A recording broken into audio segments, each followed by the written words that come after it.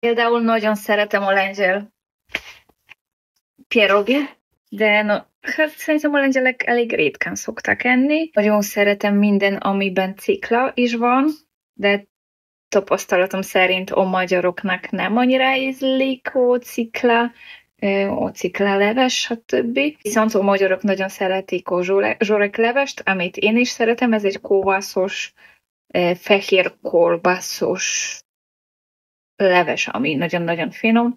Főleg húsvétkor szoktunk enni, és mi még nem tudom, sok hasonló lengyel-magyar étel is van. Lengyelországban van például székelyka poszta, csak van benne hús. Hát karácsonykor nincs hús, de néha van benne húst, és például aszált szilva. De szerintem pierogi a legjobbak. És neked mi a kedvenc lengyel ételed?